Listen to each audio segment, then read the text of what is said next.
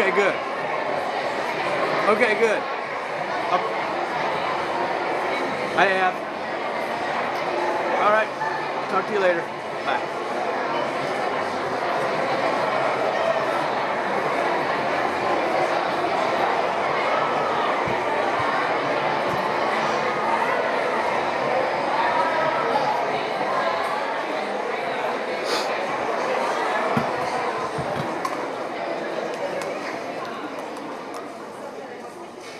That screen's a little hard to read.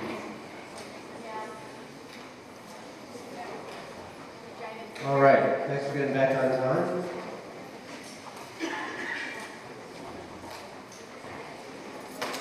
Last summer,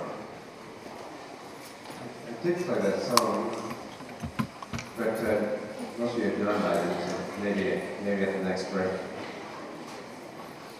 I can still recall last summer by ABBA. Last summer, we actually did a lot of work on the principal evaluation rubric. Many of you already received your evaluation for this year, and some of you still have your summatives coming. But all of us need to continue to look at that rubric to see what the expectations are for the principalship. And then again, many of you are going to be new to the district in the principalship this year. So this may be your first exposure to the principal evaluation instrument.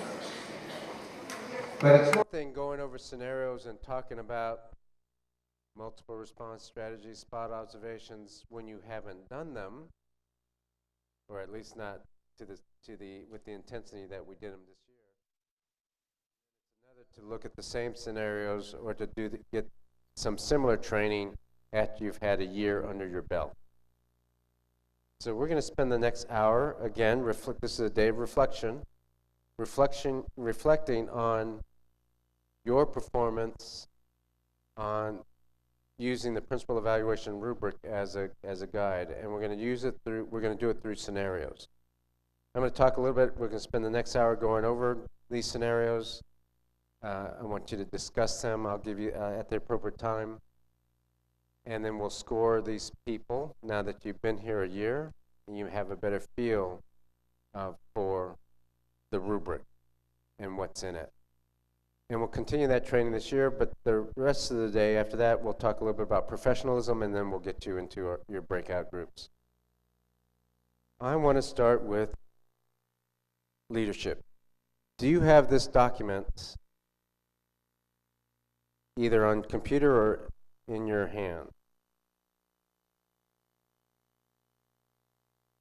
Can you read that? Can you guys read that? Okay. So we'll leave the lights on. Here's what I like to do. I'm going to read just the first part of it, and then we'll break we'll stop. You'll discuss two things, and then we'll take group answers. Number one, what are some things that you would either validate or be sympathetic towards? That's a little bit different with this person. And then two, what are a couple things you would do differently if you were the principal, if you were Mrs. Knut? We're going to start with leadership because leadership is key to being a great principal, and it's weighted 3 times on your evaluation instrument. So it's huge. So let's talk about Mrs. Knut. Let's talk about some of her strengths and weaknesses, especially now that you've been here a year. Let's start with this first part. Miss Canuck was in the middle of her 3rd year as principal at Rally Point Middle School. By many accounts, she worked hard and had gotten the school in order. On an average day, Miss Canuck got to work early and left around 4:30 p.m. She prided herself on returning phone calls and emails within 24 hours. Miss Canuck also had strong relationships with teachers and parents. The central office received very few complaints about the school or about Mrs. Canuck. This year seemed to be a close repeat of last year. The teachers had the usual complaints about lack of resources and the need for more professional development, but they were implementing the school's action plan, and the quality of instruction was significantly better than her first year as principal in the district. Rally Point Middle School had experienced modest increases in achievement score over the last couple of years. However, they were still 10 points below the district average in almost every tested area. Mrs. Canuck was not looking forward to today. The mid-year review by central office staff would take most of the morning. District leaders and curriculum experts would scrutinize every aspect of her leadership and the quality of instruction, noting progress or lack of progress on the school's action plan, the degree to which district level reforms were being implemented, and the effectiveness of her instructional leadership. Now, many of you may not have remembered that the first time you may have experienced a mid-year review was this year. So that paragraph may mean more to you now. Because of the added stress, and you can understand why Ms. Canuck ordered a larger cup of coffee at Starbucks and got to work even earlier than usual. She sat sipping her coffee, relishing the quiet before the storm of morning in a middle school. While the mid-year review caused some anxiety, she had to admit that it did force her to reflect on her goals and her school's progress to date. One more paragraph. The school seemed to be on track. She had reviewed the school action plan with the teachers before school began. Most of them could easily recite the 5 key actions. Core beliefs were also reviewed, and 2 big posters, one on either end of the building, stood as continual reminders to the staff. All of the teachers had individual student achievement goals. Ms. Canuck believed these teacher goals were much more important than school level goals. She had developed school targets and had sent them to Department of School Leadership as requested. No one ever followed up on them, though, and she did not feel it was important to track them during the year. The state exams at the end of the year would tell her if her targets had been met. All right, turn to your partner, talk about 2 things. What would you be sympathetic towards with regard to Ms. Canuck, or validate? And then the second question is, would you change anything about her leadership? Talk to your partner about those 2 things.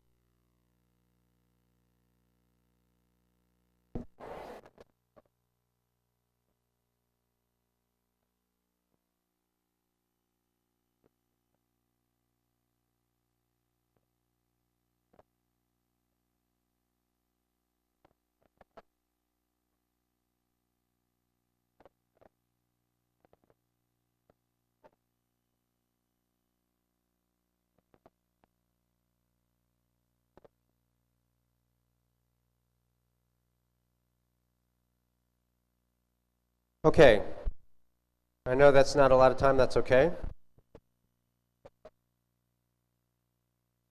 So I'll start.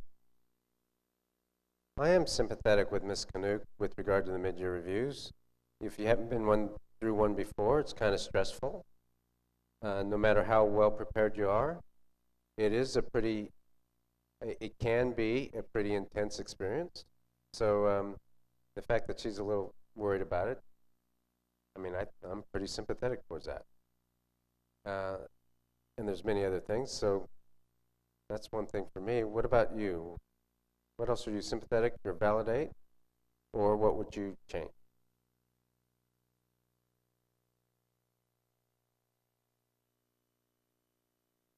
Yeah, go ahead.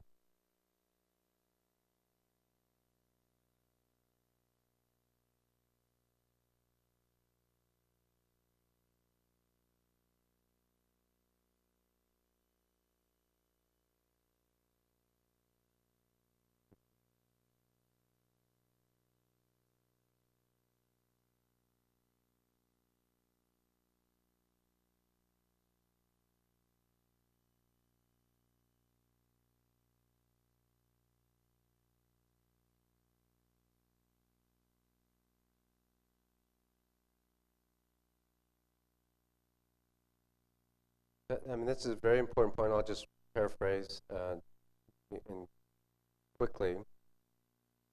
Her school, there's a lot of things that she's doing, but a lot of it is related to operational or compliance thing. Lesson objectives up, doors open.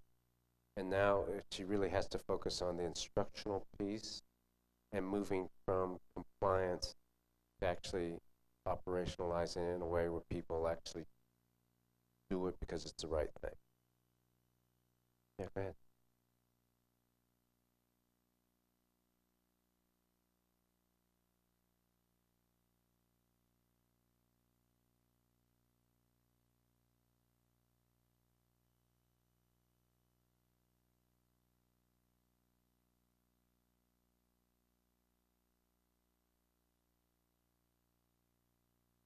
Yeah, so seemingly very little buy-in or collaboration with teachers in order to set up goals or to set up targets. Many of the things that seemed to be about her. That's a comment. Yes.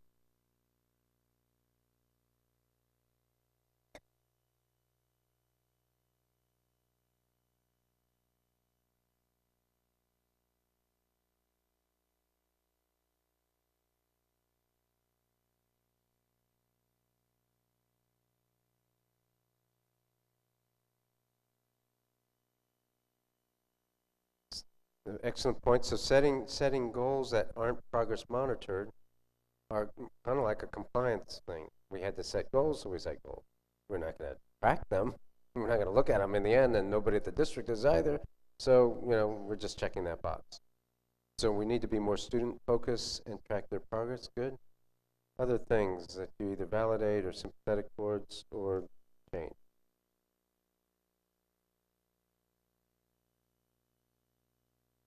Sandy, go ahead.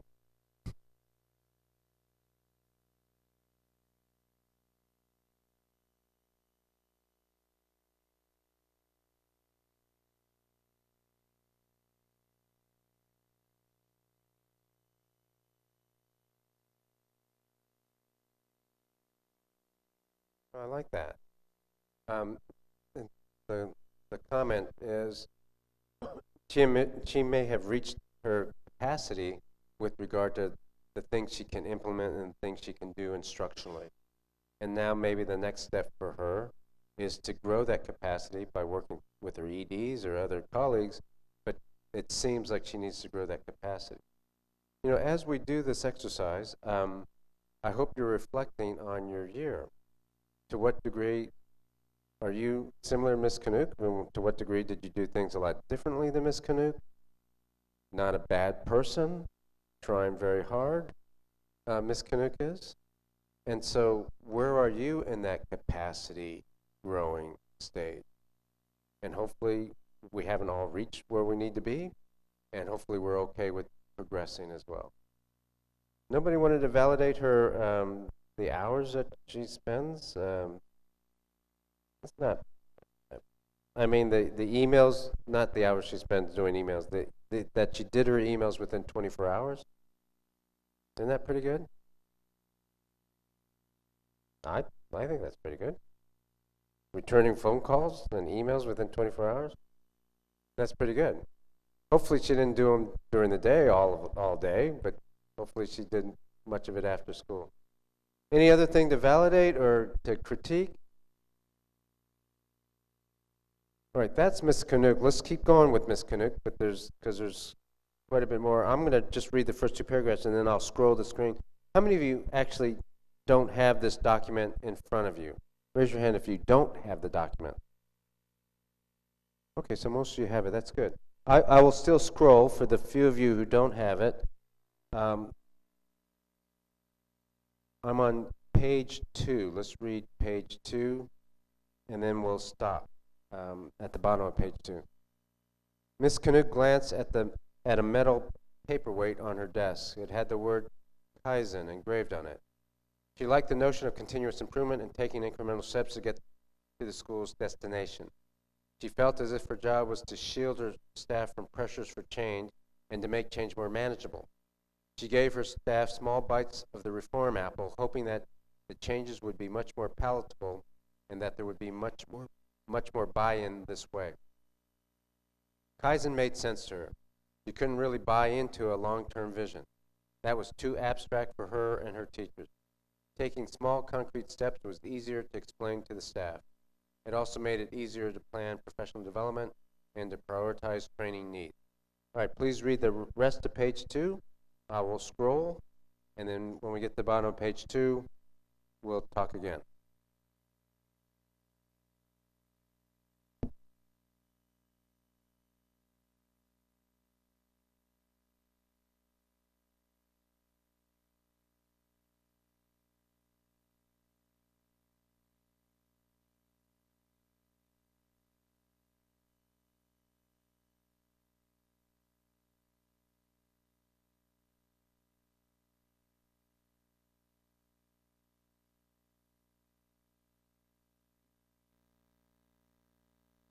experience with your colleagues, what to validate and what to improve in Ms. Canute and her behavior, her leadership behavior.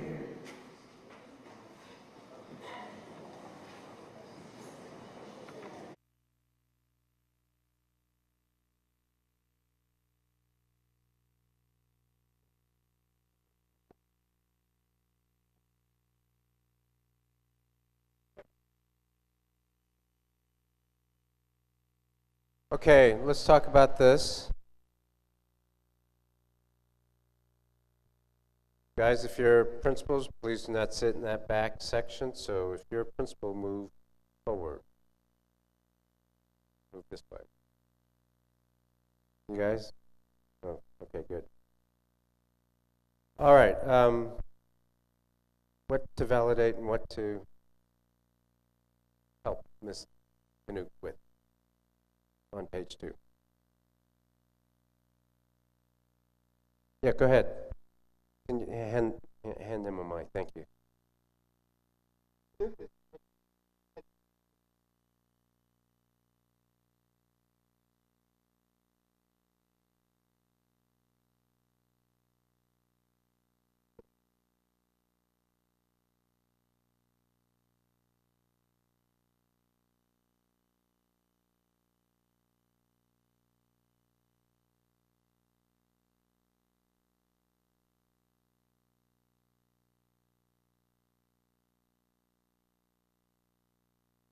I like the way you phrase that. That's very good. I am sympathetic. I think you're right. I think she's avoiding some of those tough decisions. That's what leadership is about. I'm a little sympathetic to this group because I think this happens a lot. I'm not saying it's the right thing. I'm saying that we're placed in positions when you're a principal of making those choices, of having tough conversations, and sometimes, and again, I'm not saying it's a good thing, sometimes we just don't have the energy to deal with it today. Again, that doesn't mean we should avoid the tough choices. Really like what you said. What else? Yes.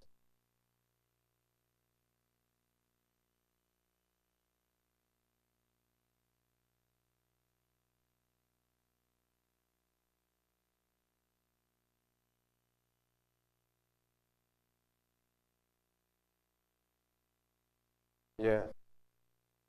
Also well said. So it doesn't seem like she's really a believer, bought into her own vision. That's a phrase you used. And she's just checking the box because the district wants her to do something, or the district wants something. That's good. Yes, sir.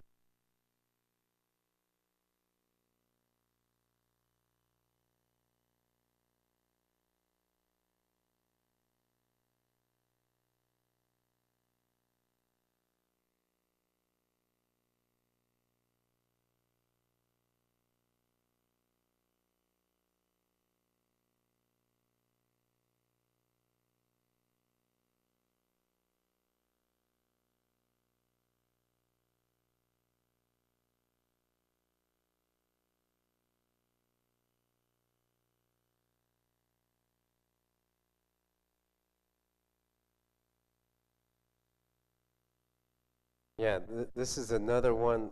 I like the way you said that too. So there's got to be some level of accountability. Otherwise, there's backsliding, right?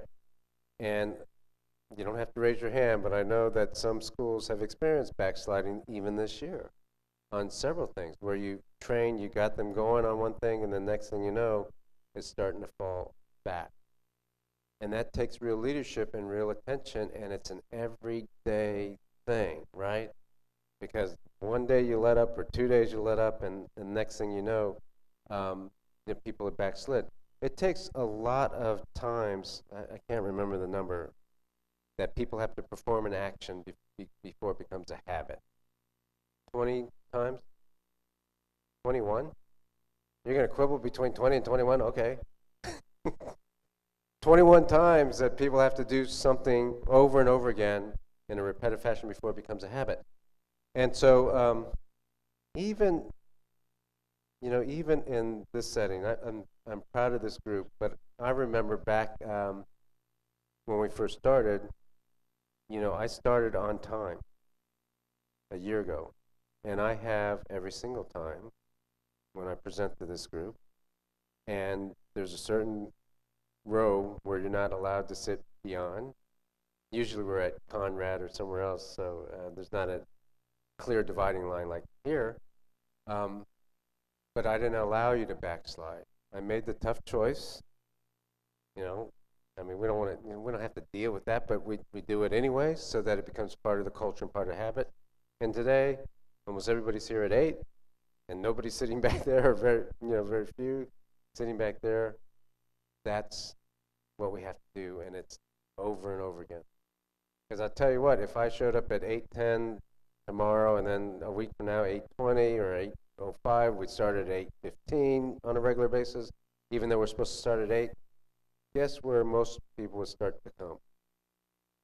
About 8:15, or whenever we're going to start. So, or many people, maybe not even most. Still, that's part of the deal. A couple other hands, quickly. Yeah, go ahead, back there with the mic.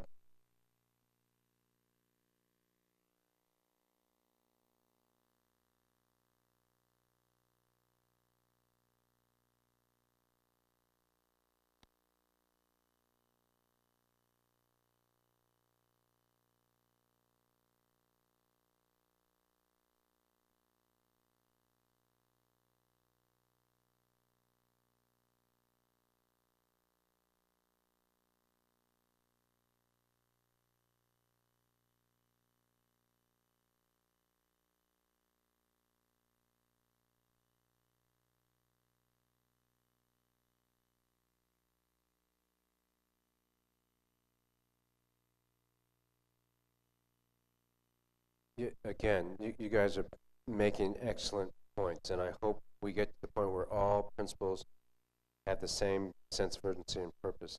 I'm a little sympathetic. I'm not saying it's a good thing, again, because when you have to do so many spot observations and so many evaluations, people have a way of prioritizing. And she prioritized with the probationary teachers, but we do have to find the time, we have to work with that sense of urgency so that we are addressing all of our teachers and improving even our strong ones. Good. Let me go to this side of the room before I take off. Yeah, go ahead.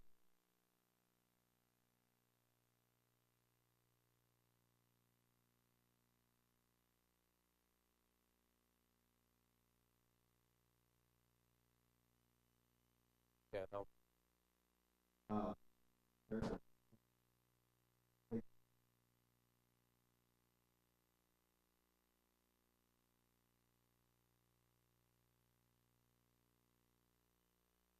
Read the part, which paragraph? Let me, so that other people know what we're talking about. The time?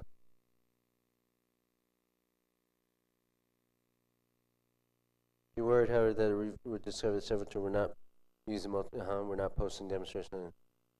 Yeah, the same.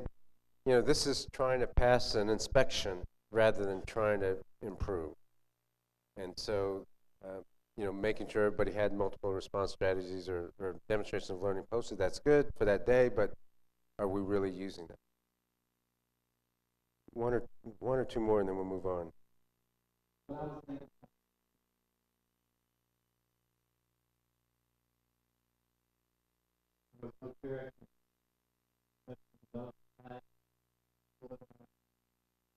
Go back to it.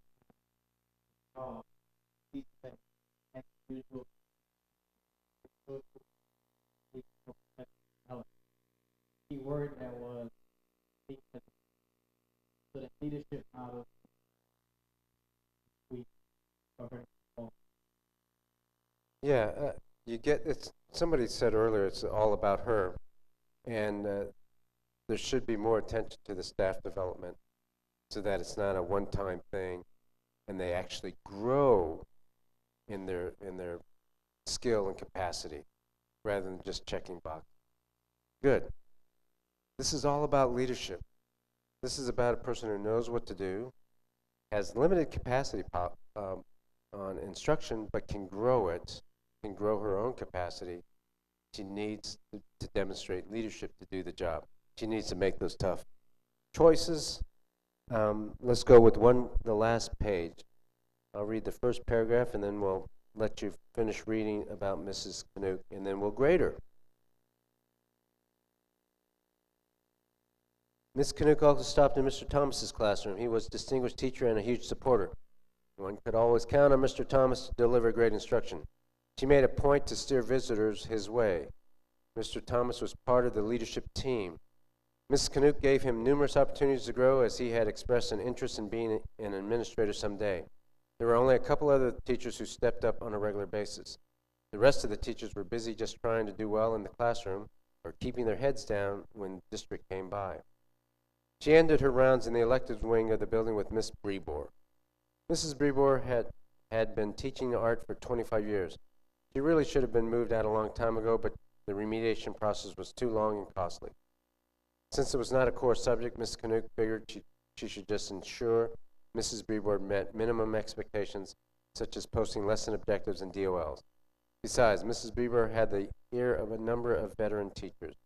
She could lower the morale of the teaching staff or stall even incremental reform if she wanted to. At one staff meeting, for example, she had turned her chair around in disgust and faced the rear of the room for the rest of the meeting. No other teacher followed suit, but it had definitely changed the tone of the entire meeting. No kidding. Mrs. Canuck simply hoped that Mrs. Brebor would retire soon. Okay, read the rest of the scenario, and then when you're done with that, we'll give you a couple minutes to talk.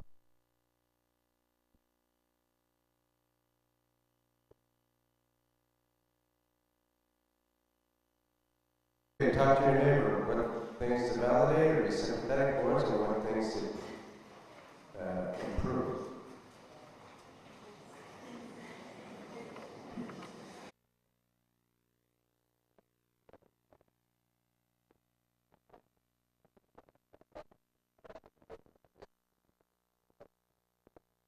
Okay.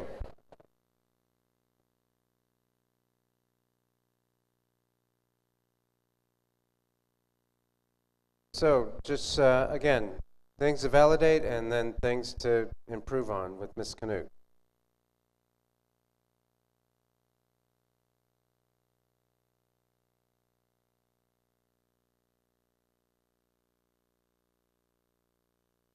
I'm going to call on Tara then. Go ahead.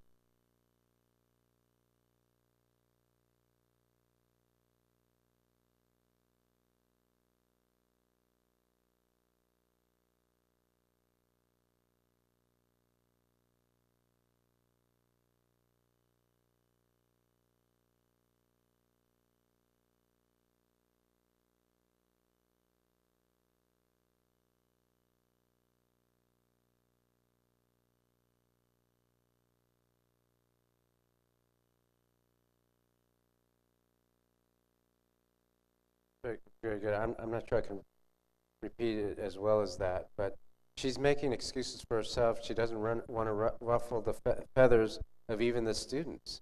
She knows what the correct behavior is. She knows what needs to be done, but she's just not following through.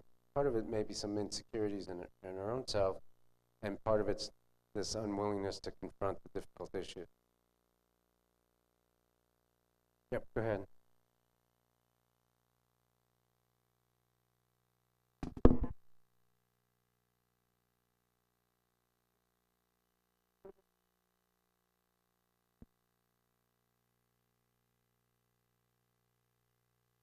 All of those.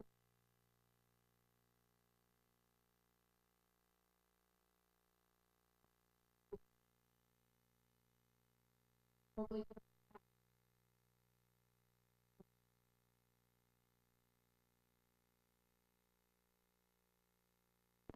That's very well said. And bringing the core beliefs too, that's even better, more plus. But yeah, I mean, that, leadership is also about expectations. Leadership is setting those expectations and then following through on them. And she's consistently kind of setting lower expectations, or at least not setting the bar high enough. The good thing about Miss Canuck, and I'll be sympathetic a little bit, is that at least she knows where it should be, or at least she has a good idea of where the bar should be.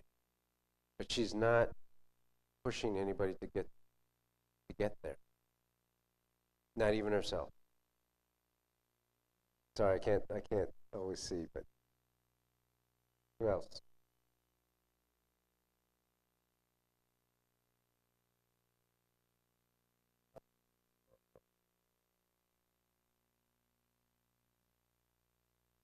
Anything else from Miss Canuck? All right, Miss Canuck, you know, picture her, I think the scenario says she's third year, but picture this was her last year. You know, this was her first year, and she just finished the year in Dallas ISD. And we're going to evaluate her. And so let's do that. Let's do that right now. Just on her leadership.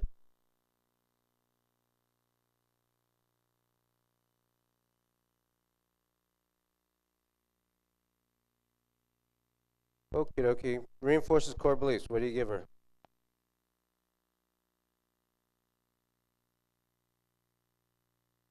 A 1? 2? How many of you think 2? How many of you think 1? Okay, so the 2s have it. Guide staff to a shared vision.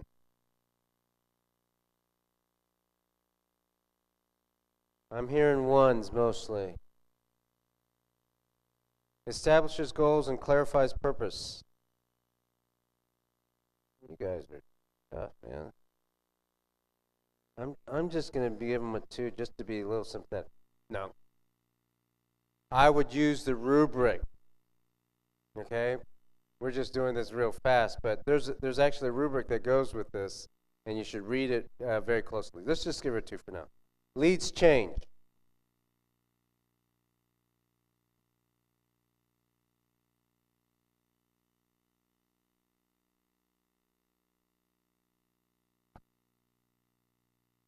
All right, wait, let's vote on that one. How many think a 1? How many think 2? Well, that's close.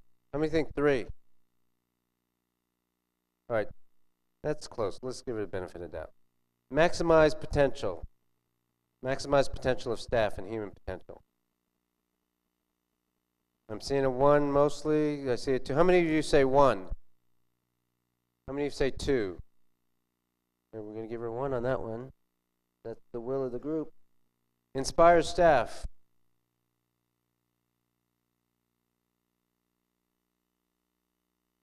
She inspired 1 teacher, so she gets a 1. I'm just repeating. Comment over. All right, communicate. That's not what the rubric says, by the way. Okay, so communicates well and practices sense making. How many of you say 1? How many of you say 2? I see mostly 2s. Makes effective decisions. You didn't make a lot of decisions, okay. Demonstrates broad perspective. How many say 2? How many say 1? How many's not voting? Let's give her a 1. All right, so what is this? 8, 10, 14. 1, 2, 3, 4, 5. 19. 19.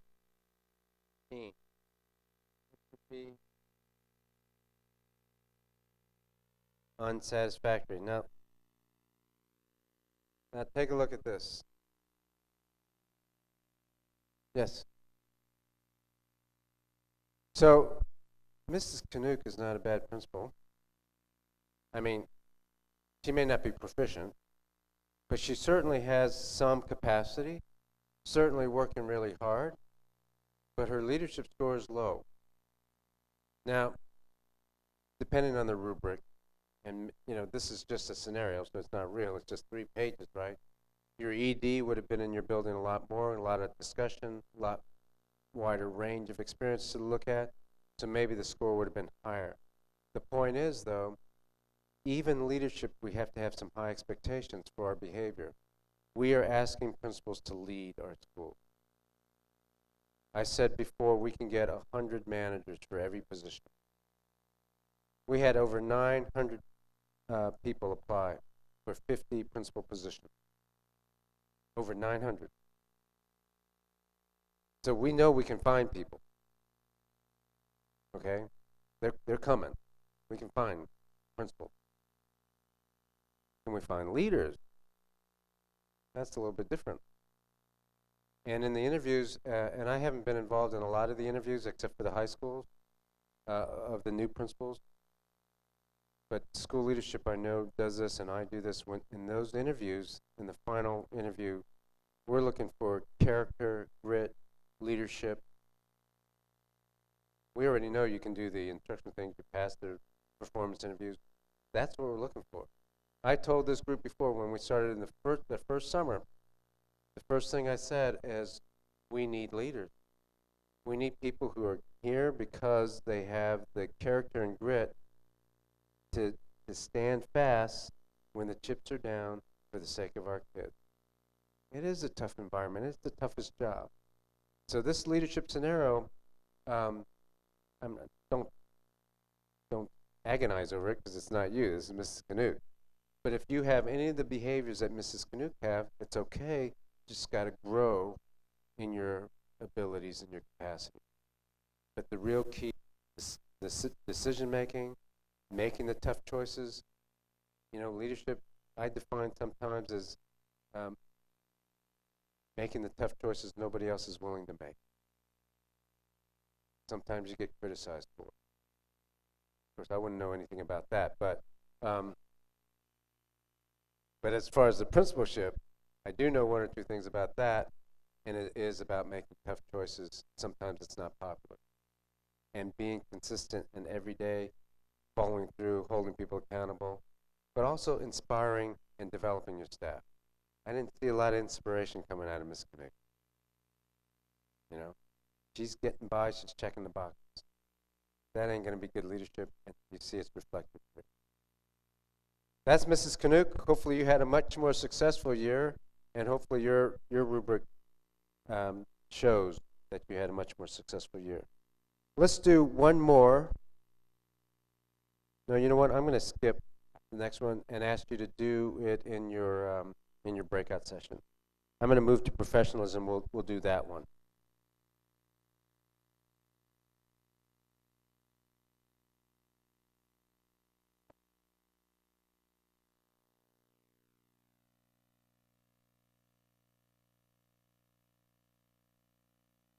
You know, we talk about professionalism. It's in the rubric,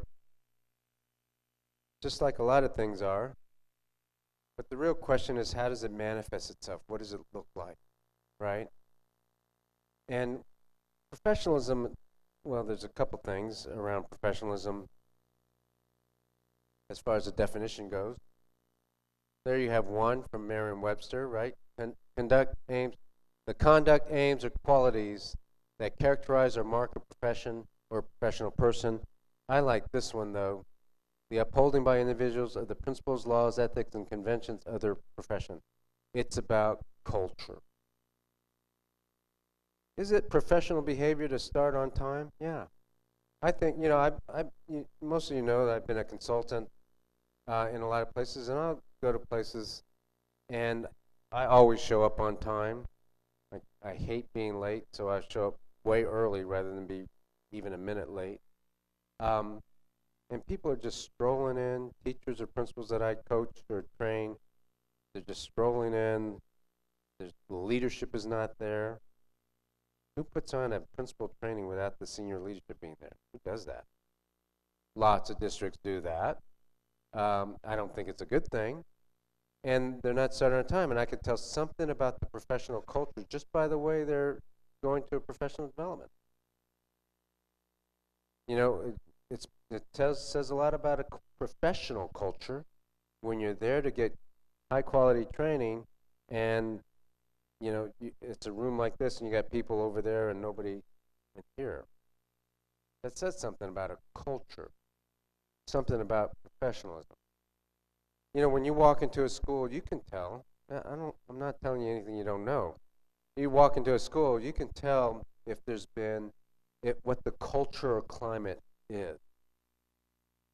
And if you had to pinpoint it, you would look at how do the adults address kids, how do the adults address other adults, how do kids behave towards adults, how are you greeted when you walk in? That's a part of professional culture. I'm not all that, and I got thick skin, you know that. So when I walk into a building, I don't expect everybody to jump or anything like that. But when the secretary is there and doesn't look up for 3 minutes, that's probably not a good sign.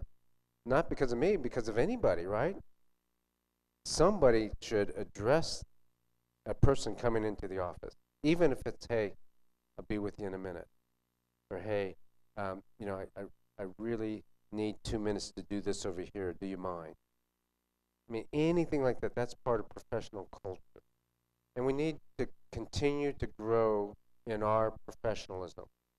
So let's spend just a little bit of time talking about what that looks like. So here's one thing.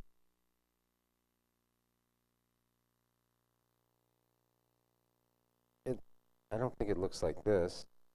I just love this clip though.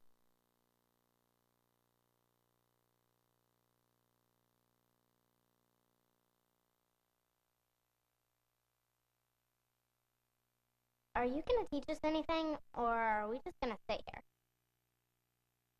Just do whatever you want.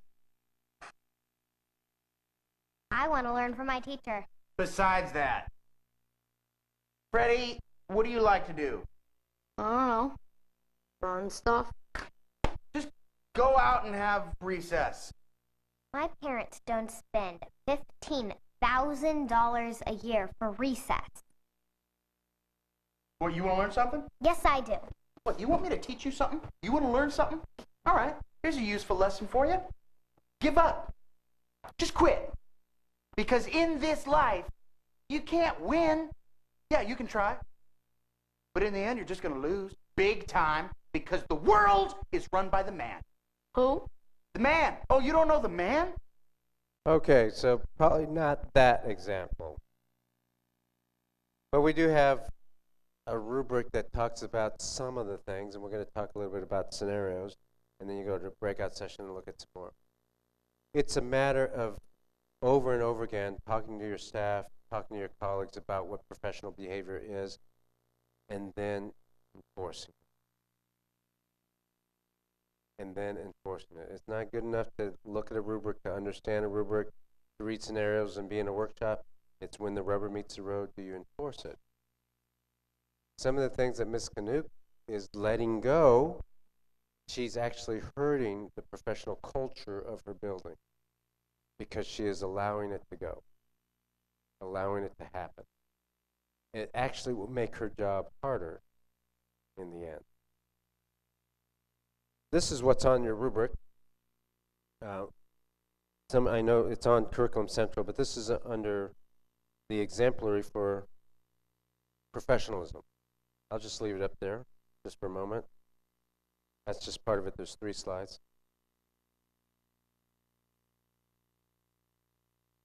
Dress and manner reflect competence and appropriate for the venue.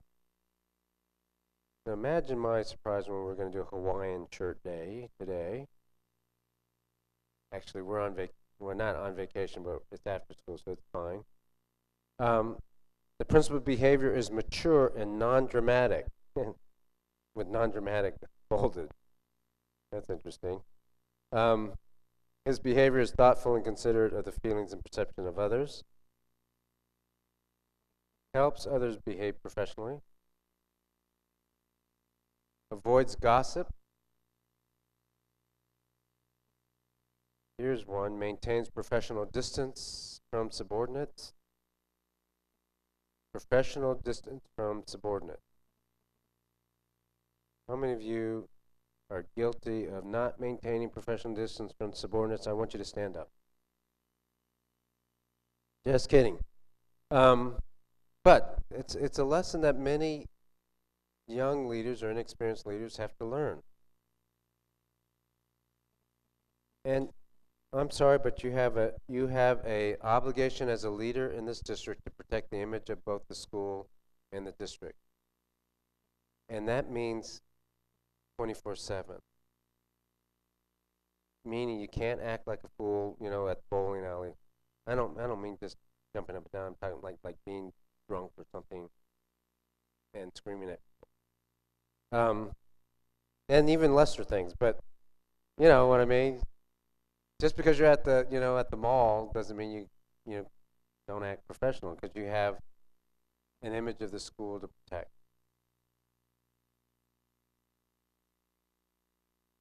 So I was going to the Bush Institute, right? My parents-in-law are here this last weekend. They're gone now, and you know, I'm conscious of this image thing, because whether I like it or not, and I don't like it, you know, a lot of people recognize me.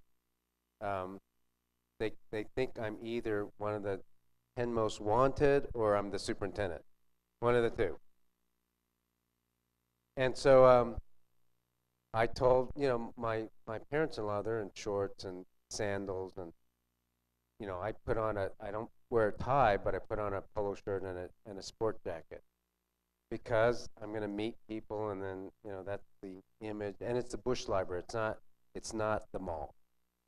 You know, it's the Bush Library, President Bush new library. So, and sure enough, I get there, and you know, I'm approached by at least 10 different people about the district, and they were not yelling or screaming or anything like that. They were actually happy people. But the point is, you know, you got to make sure you don't tarnish the image of the district. So let's do the same exercise we did with Ms. Canuck, but let's look at professionalism. 2 pages. Let's read the first page. I'll pull up the screen again for those of you who don't have it in your hand.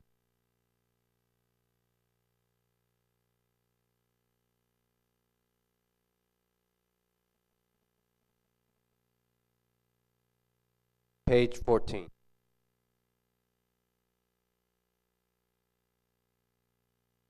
We'll do this in 2 parts. This page 14 and then page 15. Have her call me back right away, Tom said, frustrated that his colleague was not available. He needed to vent to someone, and Donna was always a ready listener. As it was, he was ready to just scream, "Son of a," like Tom Cruise after his cars were repossessed in Rain Man. This need to scream passed quickly as Tom remembered the time he had actually pulled a Charlie Babbitt and had been reprimanded for it. He was the principal now, but wasn't sure his title would give him license to yell like that. Instead, he crumpled up the offending sheet of paper, pretended to belch it out like it was a hairball, and then threw it as hard as he could to the corner of the room. As luck would have it, the ball of paper ricocheted back to his feet. "It figures," he muttered. "This has nothing to do with anything. This is just creative writing." All right. Well, but I think we're going to get to a point here shortly. He decided to keep the paper and show it to Donna and a few other of his friends. In fact, he was meeting a couple of teachers tonight at Cheers. No, not the real one. He would ask them about it. They could tell me if this preliminary rating was fair, he said to himself, relishing in the thought that they would once again confirm that his evaluator was incompetent and a lackey. Remember, he's the principal. He's meeting with some teachers. None of his friends ever had anything complimentary to say about Assistant Superintendent for Curriculum and Instruction Ken McMartin. According to them, Ken should have stayed in the high-performing district he came from. Ken drove a Lexus and wore shirts with his initials on his cuffs. Who does that? They would all ask in chorus, and then laugh about their multiple response strategy.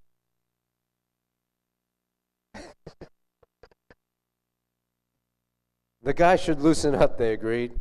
He was too matter-of-fact, too solution-oriented. We don't have any assistant superintendents like that. The crumpled sheet of paper was prima facie evidence of Assistant Superintendent's lack of emotional intelligence, Tom argued.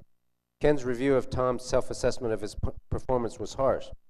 Ken disagreed with Tom's proficient ratings in the area of improving instruction and leadership. Worse still, Ken had given Tom an unsatisfactory rating in professionalism. One unsatisfactory category would make his overall performance ratings less than proficient. To add insult to injury, his homework from Ken was to write a reflection piece on why the two ratings were so markedly different. In other words, Tom had rated himself on the high end of proficient with regard to professionalism, and Ken had rated him low. We don't need no education, we don't need no thought control, Tom hummed, revealing his age. He turned to his computer to type a few notes. Ken would be looking for his reflection piece tomorrow, and he might as well give the guy something to get him off his back. The thing is, Tom thought, he behaved no differently than the majority of the other principals, and he did all that was expected of him. He came to board meetings on time and stayed awake. He never yelled at staff. He treated parents with respect and usually with some compassion. Well, we'll just finish this. He always responded to the superintendent and assistant superintendent's emails. He usually paid attention at the principal's meeting, usually, at least during the parts that concerned him. The rest of the time, he remained quiet, answering emails. He attended most of the principal PLCs, professional learning community meetings. Here, Tom had to admit that he didn't find the PLC meetings particularly useful and usually left early. But his evaluator didn't know that he did leave early. Indeed, thought Tom, he got along pretty well with most of his colleagues and most liked him. People knew that he had a pretty good finger on the pulse of the district and called him for information or gossip. Tom believed that he was neither oppositional nor defiant. He didn't agree with several of the district's policy or initiatives, but went along to get along. He figured he would just do his best as he had always done, and that would be good enough. Other requirements were just a waste of time, he continued, and part of his job was to protect the staff from the incompetence of the central office. Tom knew that he was supposed to make sense of district policies and requirements to his staff, but sometimes it was just easier to tell staff that it was a district requirement and leave it at that. In meetings with central office people present, he would keep a low profile. He learned a long time ago that it didn't pay to offer suggestions or to try to change the minds of people at central office. They didn't have a clue, and in any case, would think that a person who disagreed with them wasn't a team player. While Ken had a lot to do with his current frustration, Tom couldn't help thinking that it all started with the increased accountability and a new evaluation system that tried to measure principal effectiveness. This evaluation business was getting out of hand, he decried. At least in the old days, people understood about relationships. They treated you with respect.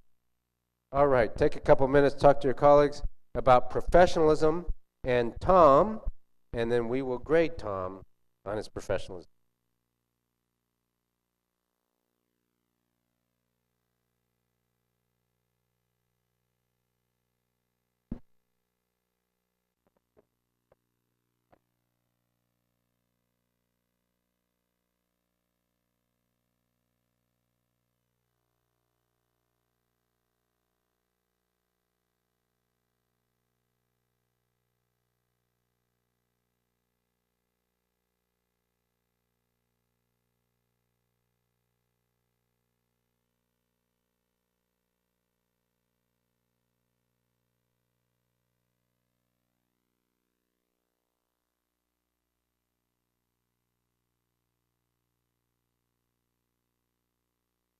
Alrighty, let's talk about tone. Things to validate and then things to improve. Things to be sympathetic about. All right, I'll start with the sympathy. All of us get the vent a little bit. Behind closed doors is better than out in public. But you know, we all get frustrated. That's for sure. And so Tom's a little frustrated, and he's bending behind closed doors, and that's okay. But there's other things he said that we might want to counsel Tom on. Like what?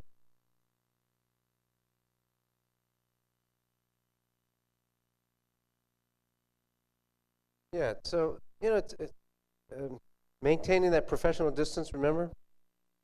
So he's having drinks regularly with his teachers, it's not that you have to become an outcast or you have to be all that or put up shields, but there is a professional distance between somebody who evaluates somebody else. And you have to be very careful about that. And sometimes when you grow up through the ranks, that's why it's kind of hard. Because the ones who do it right, say an assistant principal becomes a principal, or a teacher becomes an assistant principal and then becomes a principal. And we have that, right? And you have friendships among your teachers. And then you don't want to become this, hard, hard person when you're assistant principal, but at the same time, you have to be professional. And that means that you can't have the same after-hours relationship with teachers. That's tough for some people. But it is maintaining that distance. What else about Tom?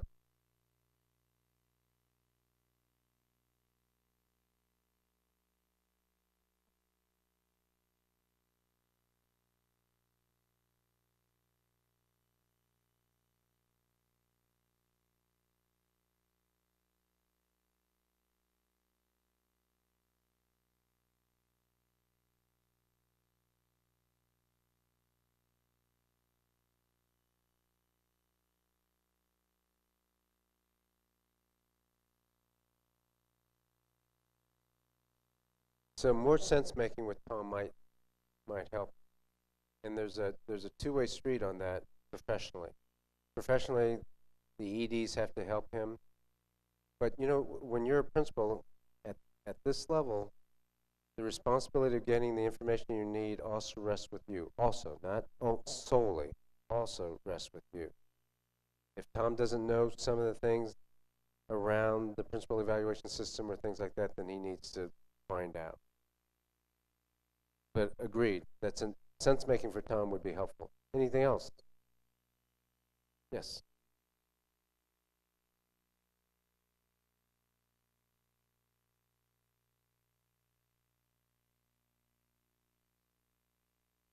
Yeah, now, some of you will remember, I said this several times last summer. Guys, if you want to be the best leader possible, you want to inspire your staff, do not do things because the district is telling you to do it. Meaning, don't say the reason we're doing this is because the district wants us to. That is the worst reason to give a teacher. Okay? It just creates divisions and doesn't inspire them. And if you're not believing in it, then they will cut corners. Why should I really get to know how to do multiple response strategies? My principal doesn't really believe it. We're just checking the box. So when the ED comes by or that crazy superintendent comes by, we will do a pair and share. But other than that, we're not going to do any multiple response strategies, So, yeah, I think Tom needs to buy into the vision.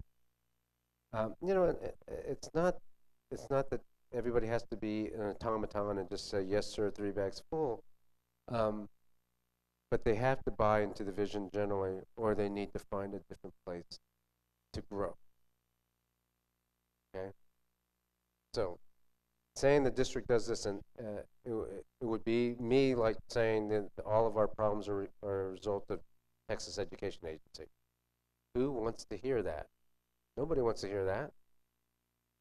Okay? They want to know that we have a plan and we're doing things because they make sense for kids. All right, good. Anything else about Tom and his professionalism or lack thereof?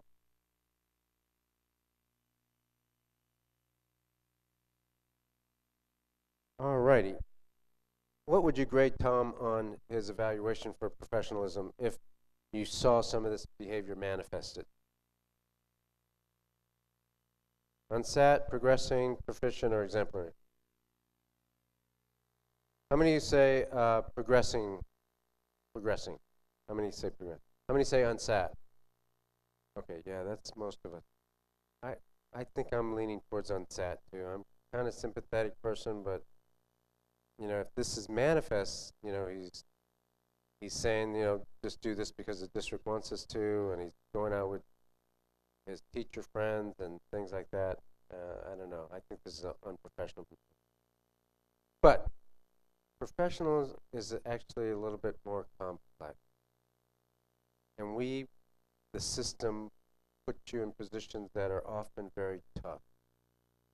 And you're going to talk about some of those scenarios, but let me mention a couple, because I am sympathetic. I'm not saying it's right or wrong, but it's tough.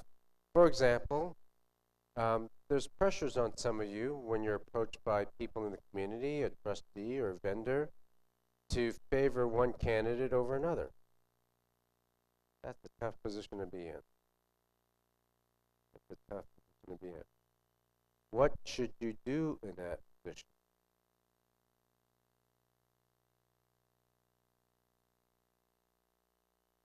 What does staying neutral mean? Say it again? Yeah. Refer back to the standards for that position and follow the standards. But I'm admitting that that's the professional thing to do. We put you in, the system, community sometimes put people in pretty tough positions with regard to contract. Who provides your service, right? Because there's 100 people out there that want to do something for your school. 2/3 of the people who want to do something for your school want to do it for a price. And then there's another third who just want to help, but they may be giving you too much help or not the right type of help or something like that. And then there's others who are just doing a great job. And I'm not saying vendors are bad. We do need to pay for services. We do it at the district level all the time.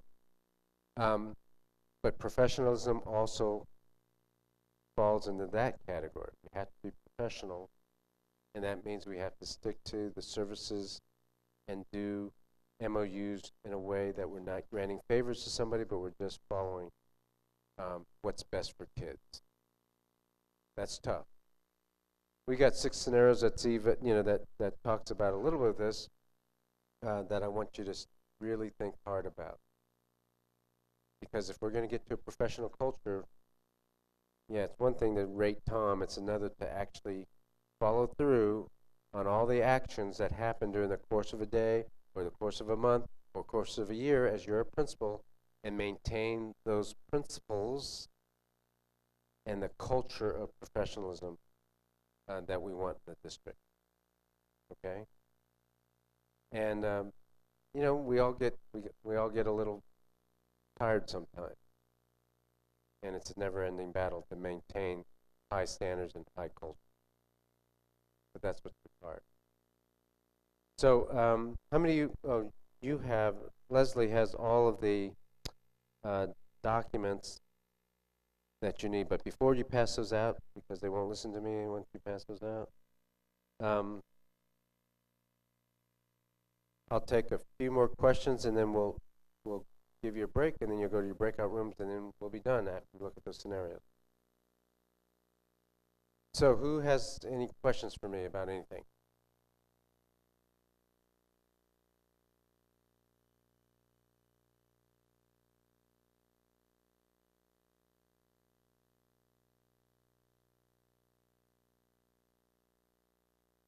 Yeah, they are going to remain at 6 per semester. We're not increasing them. However, let me say this about that. The reason why we decrease them to 6 is because we want high quality. We wanted to afford you the opportunity to do them at a higher level, higher quality. And so we're going to keep that quality, and the EDs and I are going to be, well, mostly EDs, because I don't really do spot observation. I walk around looking at instruction, not the same thing. The EDs are going to really insist on that number. So don't wait. get started. You're much more used to it now. Some of you did not reach that number, and that's not gonna be good, not to hit that target, okay? Say that again? Sylvia? No, it's gonna stay the same. Yes, sir.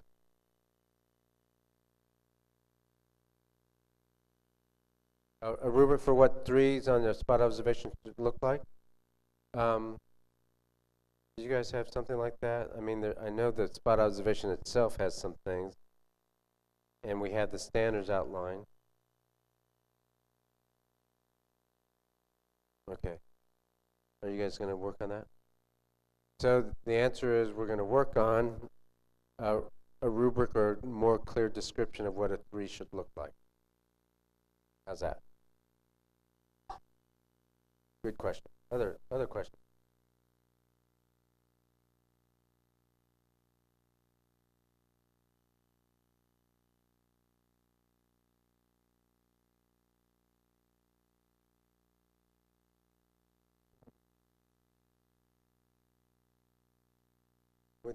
Is the CIP, say that again? Yes, in fact, you're gonna look at that tomorrow. And tomorrow, just while we're on that topic, please come prepared to talk about action planning. You'll have most of the afternoon to look at your action plan, to work on your action plan in your breakout room. So if you have your copy of your draft, or you have it on your computer, just bring your school action plan or the things that you have drafted for it tomorrow. Does that make sense? Okay. And the school leadership will have a template for you. That's tomorrow afternoon. So that was a suggestion from last time, if you remember, and school leadership did take that up. Anybody else? Any other? Go ahead.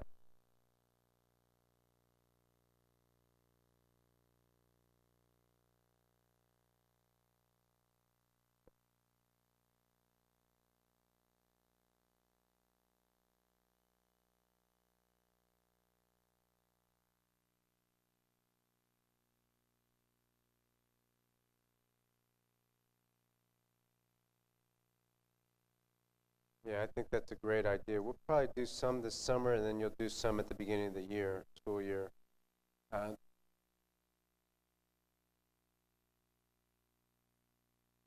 Testing. Getting together and looking at film clips of classroom instruction, and then trying to calibrate. That's a good exercise. Anybody else? Go ahead.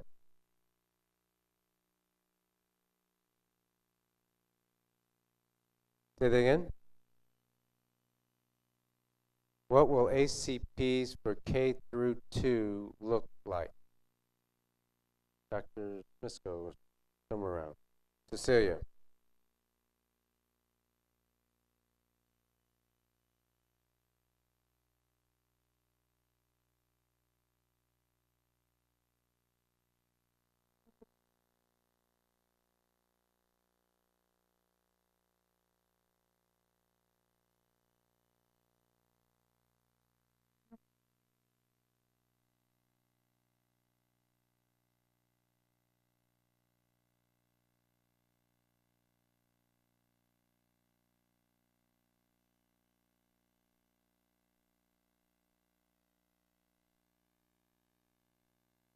Any other questions? Yes, sir.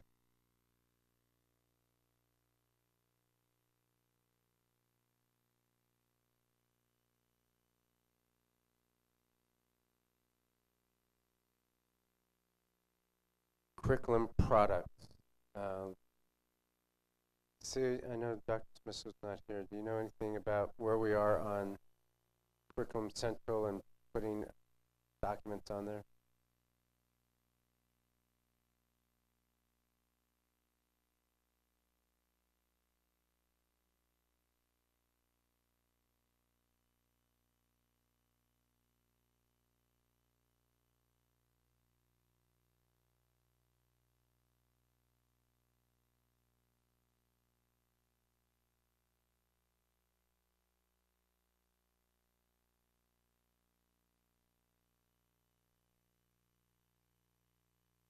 Very good. And who are you? Great, thank you.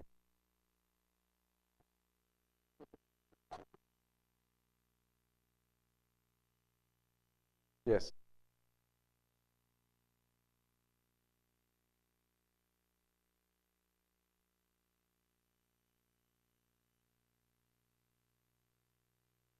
Is there a plan for what you will professionally develop your teachers with in the first week?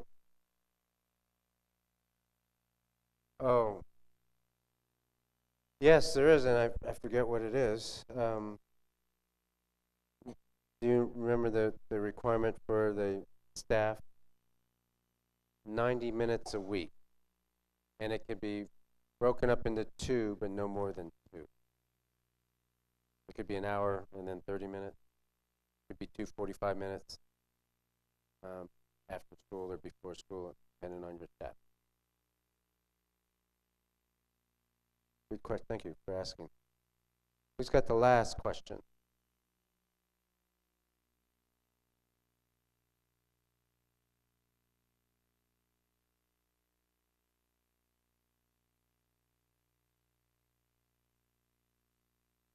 I don't have the schedule, but I've asked teaching and learning to have staff development one Saturday a month at least, and then one day after school, I think on a Tuesday a month, at least. And that's to provide different trainings for teachers. And so if they're already full, we would just, I would encourage them to have more signups. Okay, so we'll look at that to see if we can add more rooms, more capacity to hold so that other teachers can sign up. All right. Tomorrow we're going to look at, in the morning, we're going to look quickly at some key principles. We're going to look at good first instruction again. And then in the afternoon we're going to do action planning.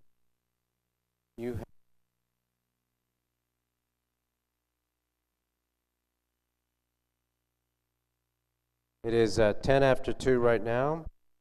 Be in your breakout sessions at, let's say, 2:25. 2:25 in your breakout sessions.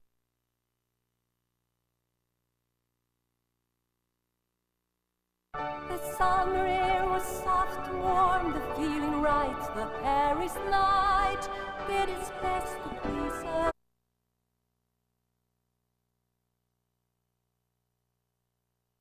Alrighty, let's get started. I know that screen is a little hard, so we're gonna change the settings on the light so we can see it a little better. How's everybody doing? How's yesterday?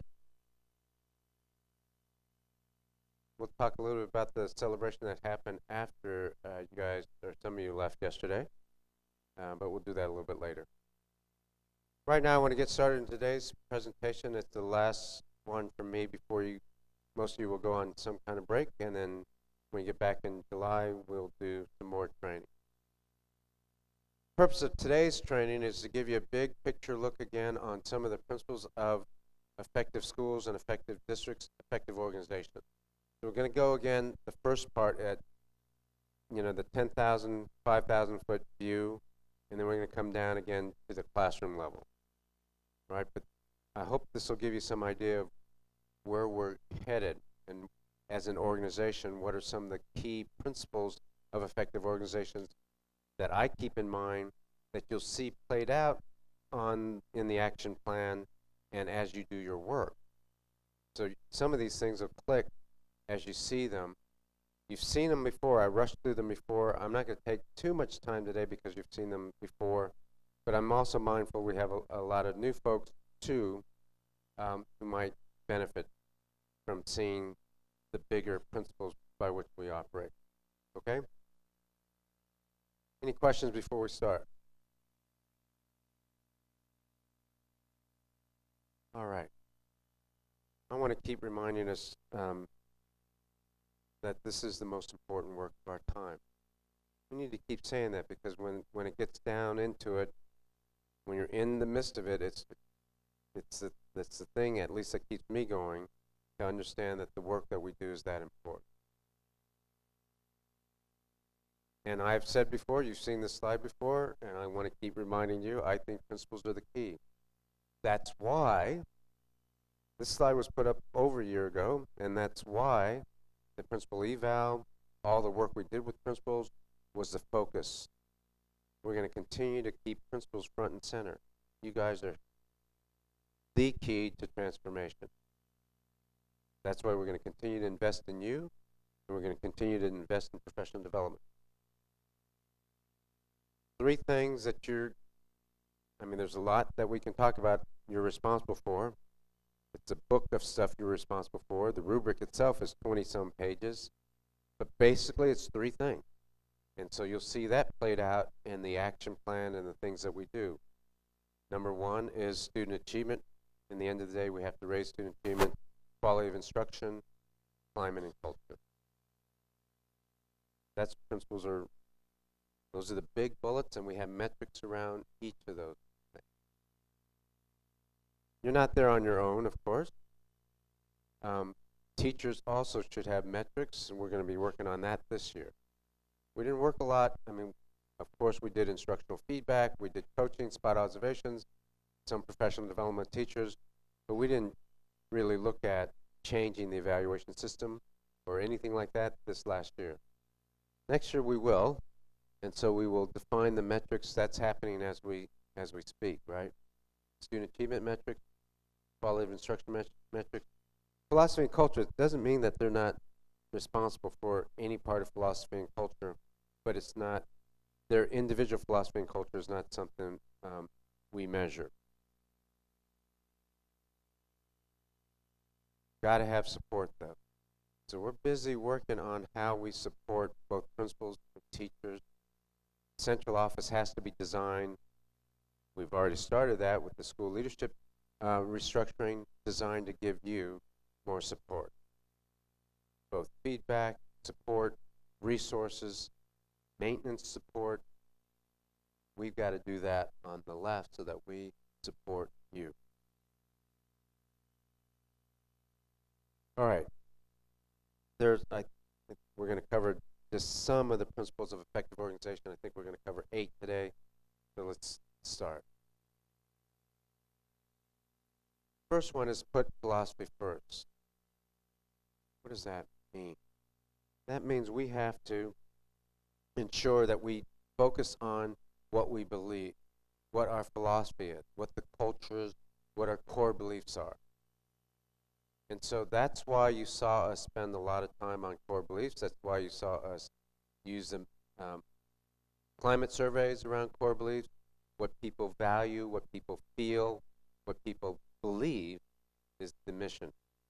These are the district's core beliefs, and these are the ones that we want you to reinforce. Every session, we'll do one here in a minute, we've done core beliefs. At the principal level, at your meetings, we want you to do a core belief exercise too when you have your staff. It can be something as simple as looking at some statements. We didn't print it out today, but I'll just pull it up for you. Looking at some statements from people and determining whether or not they're tied to the core belief. It may be as simple as asking people to talk to each other about the core belief. It doesn't have to be a long, drawn-out thing, but it's a reminder all the time. How do these things manifest themselves? And that's one of the principles. Whether they were these beliefs or whatever, you still need values and beliefs, and you need to reinforce those in your organization. Southwest Airlines does this. DaVita Dialysis does this. Every major organization, Starbucks, Walmart, they have a set of core beliefs that they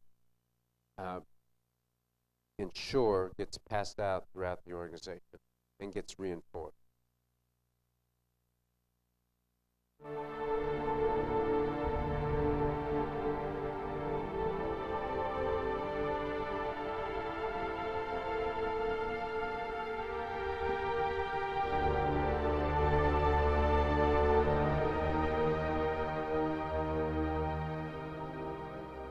I'm the one who's rotting. face looks braver than mine.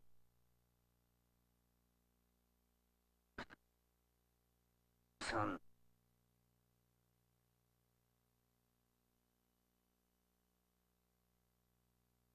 You must have alliance with England to prevail here. You achieved that. Saved your family. Increased your land. Time you will have all the power in Scotland. Land, title, land, power, nothing. I have nothing. Men fight for me, because if they do not, I throw them off my land and I starve their wives and their children. Those men who bled the ground red at Falkirk, they fought for William Wallace, and he fights something that I've never had. And I took it from him when I betrayed him, and I saw it in his face on the battlefield. And it's tearing me apart. All men betray. All lose heart. I don't want to lose heart!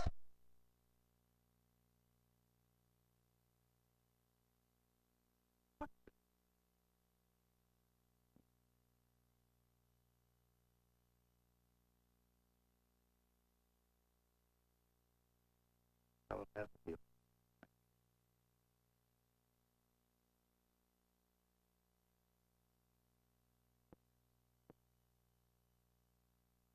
Turn to your neighbor. What do you take away from that?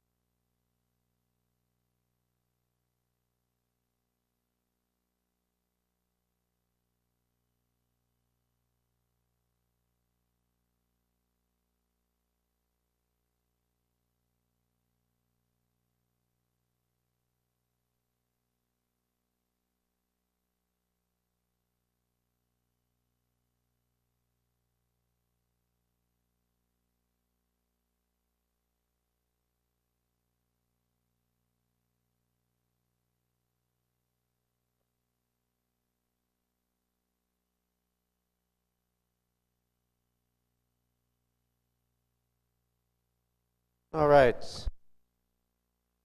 Anybody want to summarize what they take from this? What do you take from this? Just one or two. Okay. Yeah, go ahead.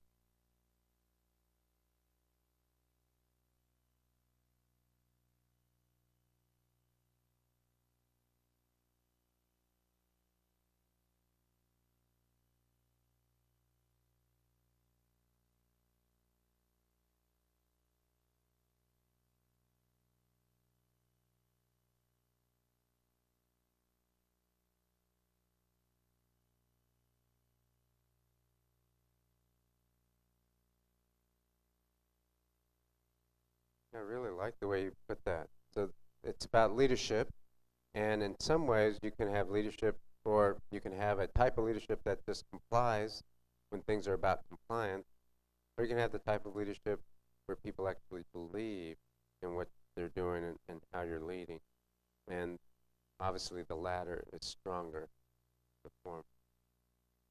Well said. One more. What does it mean?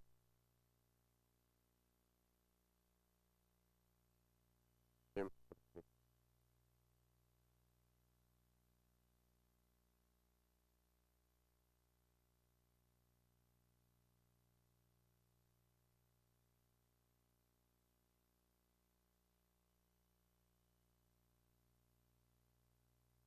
Very good. I think that was loud enough too. Go ahead.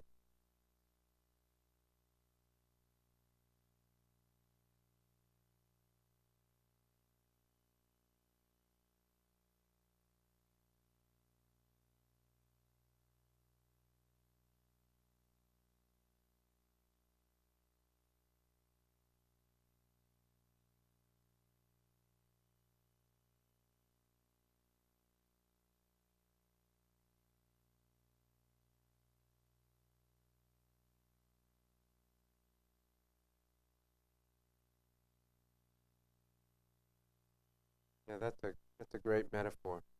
Um, it's a belief inside you that allows you to get up, take a shower, or get in the shower and move forward, even after defeats or even after some self-doubt. And that's important. In this film clip, it's, people can work for a lot of different reasons. And people will work for you because it's a salary, because it's a job, because they're not sure about any other options they might have, because they have to comply. Lots of reasons people can work. But the great organizations, people work because they also believe. They believe in the organization, believe in the leadership of that organization. And when you think about a school, that's where your teachers are. That's where your staff is. And great leaders pay attention to that. You probably don't need to look at data, but let's look at data. You've seen this before, some of you have. Ask this congruence question, and we asked lots of questions on the climate survey. I want to get back to asking this question. Ask your staff at the beginning of the year, what are the top 3 priorities of the school, after you tell them what the action plan is and what you've thought of over the summer, and then you got some input this spring and in the fall, and you have a plan. What are the top 3 priorities of your school? And then ask them anonymously, what should the top 3 priorities be? Not what they are, but what they should be. What do you think they should be? And if there's not high congruence, that means people don't believe in where you're headed. So what, right? So what if they're not? Well, the so what is always like this. These are 5 different schools again. 5 schools. You can see how congruent these schools are. Which school is not congruent based on this chart? D. In other words, most people in this school A, when they looked at their 2 answers to this question, what are the top 3 priorities? What should they be? Most of them checked great congruence or mostly congruent, right? Most checked very congruent or mostly congruent. Very congruent, mostly congruent. Very congruent, mostly congruent. You add up these 2 bars, and it's high. Here, however, that's very congruent is about 15%. Mostly congruent is about 18, 19%. So you have most people not on the same page. And again, you can say, well, so what? They'll just follow what I tell them to do, right? They'll just do their job, they'll follow policy or whatever. Well, it has an impact on everything else you're doing. This is the question here was, is the instructional feedback you're getting helpful? For the same schools, same survey, these schools, yes, the instructional feedback is helpful. School D, no, not very much. Morale, same schools, because the people don't believe in the direction you're going. It's not the training, they all got the same training. It's not the resources, they all got the same resource. Not the spot observation form, they all got the same spot observation form. The difference was the question about whether they're on the same page with the leadership.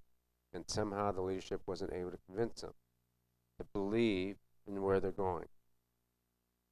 It makes that kind of a difference. It makes that kind of a difference. And we say similar things with other questions. There's the congruence question, but there's these other 2 questions are also indicative of whether or not you're going to have the support of your staff to complete the initiatives we have going. So to what extent do you feel you have control over your success or failure?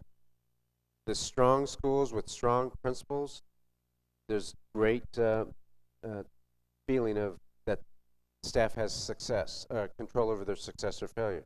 Same with they believe their supervisor understands them.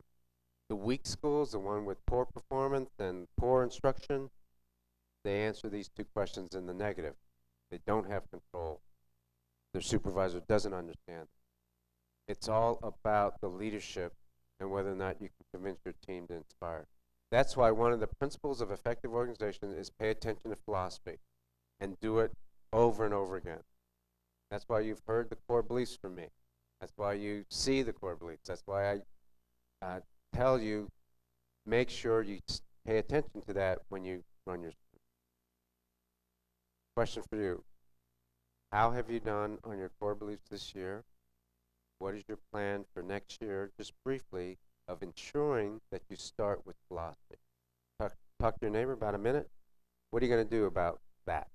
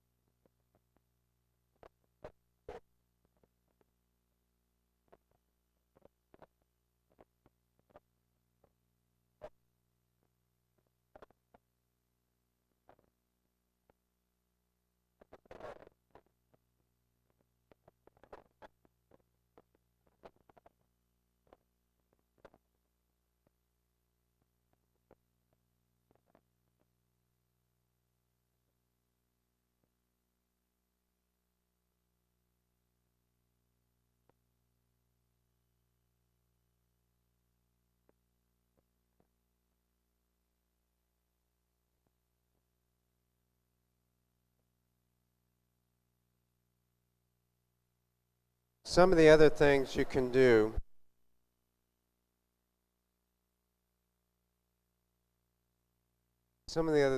do to reinforce philosophy is not only establish and reinforce the core beliefs. Remember, one of the principal's mistake in yesterday's scenarios is they left, they posted the core beliefs, but that's it. And just going over them over and over again is not all you need to do.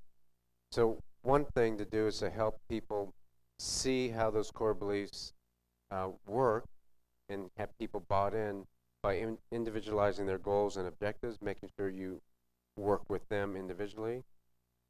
Empower the staff so they start to see themselves as part of the school.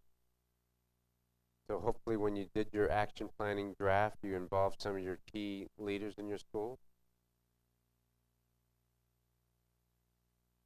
If you have a mission statement in your school, defining for people what that looks like. Probably the most important thing is that last one right there, talk the talk and then walk the talk.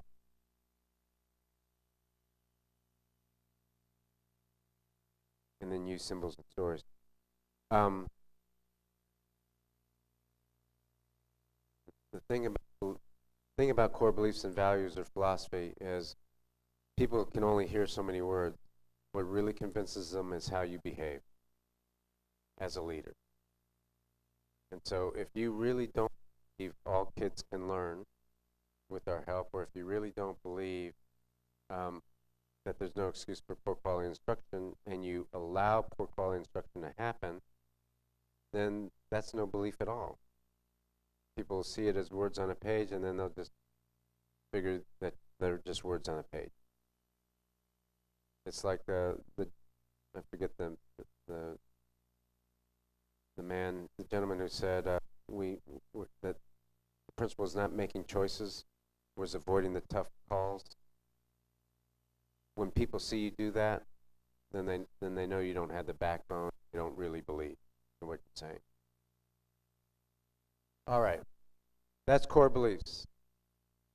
Number 2, these are principles of effective organizations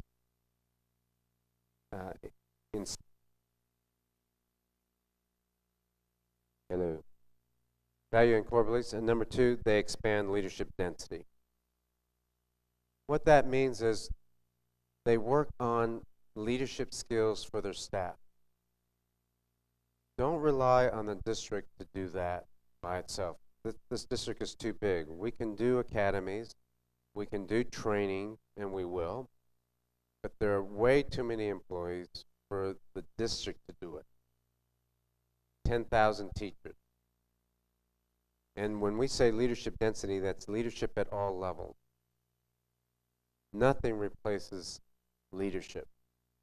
And I've seen that over and over and over again when I go into the building, where you have a strong principal, a good leader, but that leader ensures that they have leaders among their APs, so that their APs grow in their leadership skills, that they have teacher leaders who grow in their leadership skills, and that they have leadership among their support staff. Leadership density. Even in our systems diagram, the LD stands for leadership density. And we'll talk more about systems later, but the central part of any system is the leadership density. It's not just, while you may be the key to reform, you're not the sole person of reform in a school. I think you know that. You have to have other leaders. So the question is, what are you doing to expand leadership density in your school? What is your conscious effort to make sure that other people in your school are growing in their leadership capacity? Just think about that before the start of the next school year. Number 3, raise the level of accountability. Good organizations also have accountability. That's something we don't do in our profession that much, or as often as we should. Accountability. Accountability means that results matter. That's one thing. Results matter. So you have to identify the results that you're shooting for. You have to have clear performance and achievement goals for teachers. And teachers who are strong have clear performance goals for their students. They post it. They graph it. They have the kids graph it. The strongest teachers do that. The strongest schools do that for their teachers. And then rewards and consequences. Yes, accountability at some level means that there is consequence for failure. There should be lots of rewards, but there's a consequence for failure. We cannot grow as an organization. The most effective organizations have some level of accountability, which also means you have to have a lot of support. We have to increase support if we're going to increase accountability, both at the district level, but even more important at the building level. Because this statement, I think, is absolutely true. The difference between a culture of accountability and a culture of fear is the level of support that is provided by the leadership. When people say, well, this is a culture of fear, well, I can understand that. There's stress, there's accountability, and it might be fear if there wasn't support. If you're providing support, then it's a culture of accountability, and it's a fine line, because a culture of accountability can also be stressful. But if you're providing the support, then I think there's less fear, and there's more acceptance of this notion of accountability. People do not want to be assessed on things that they haven't been trained on or supported with. Right? Now, sometimes you provide all the support you want, and somebody's going to say, well, this is a climate of fear. We as leaders have to understand the difference, and if we're providing the right expectations, clearly defined, good professional development and support, good coaching and feedback, and someone still wants to say that's a climate of fear, then let them say that, and hold them accountable for results. Okay? But let's make sure we, principals, are doing our part with the support and clear expectations. All right. Turn to your neighbor. Talk about the level of accountability versus the level of fear in your school.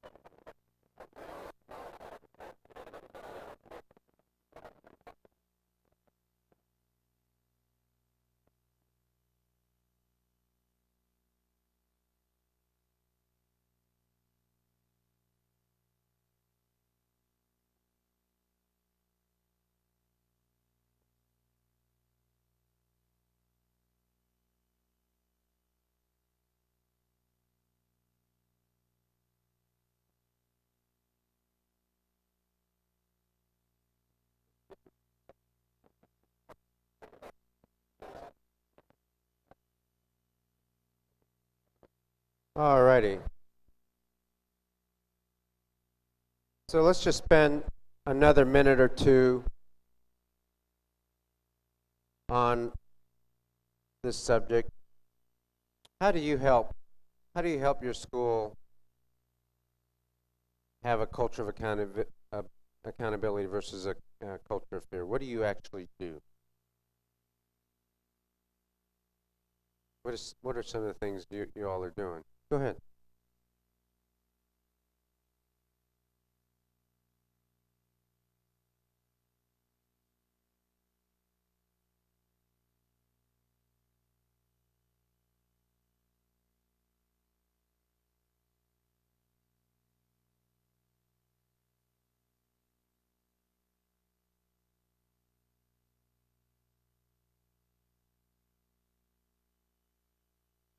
Yeah, so that's good.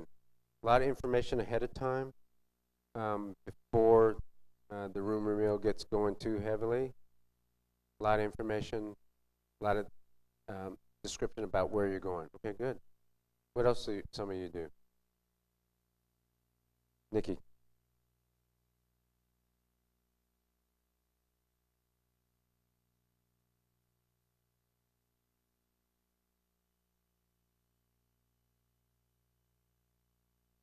Yeah, thank you for the distinction between communication and sense making. We're going to do a session on that again after you get back.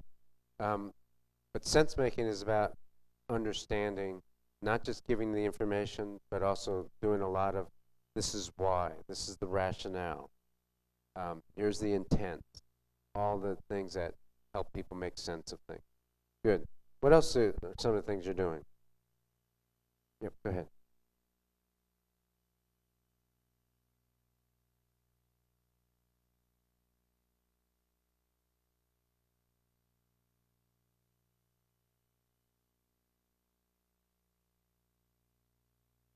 Yeah, so what do you need, not just in resources, but other things you might need in order for me, principal, to support you? Good. Yes, sir.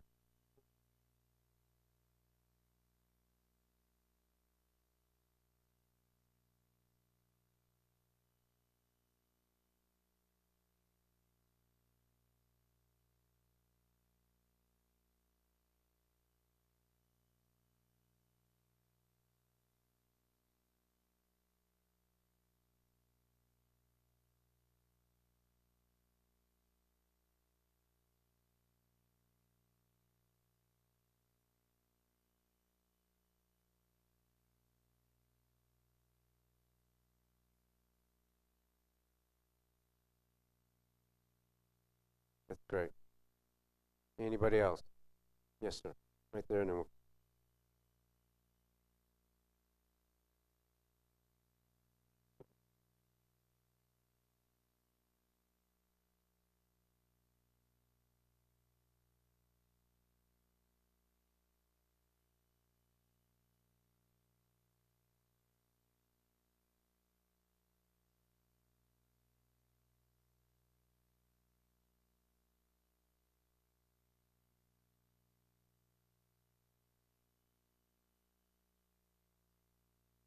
and you have the last word right here in the middle.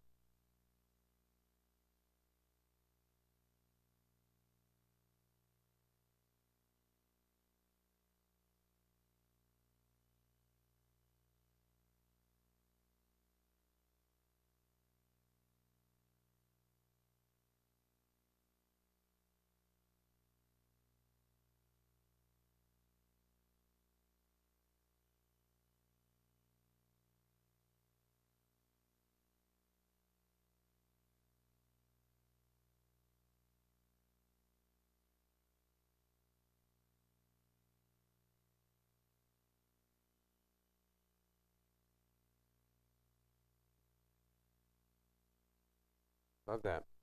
All right, very good. I mean, geez, if all of us here in this room do the things that are being mentioned here today, I think you're going to get good progress towards accountability versus fear. And we'll tamp down fear, we'll move the accountability forward, and the results for kids will be better. That's excellent. All right, number 3, working towards defined autonomy. In the end of the day, effective organizations allow the people to do the work.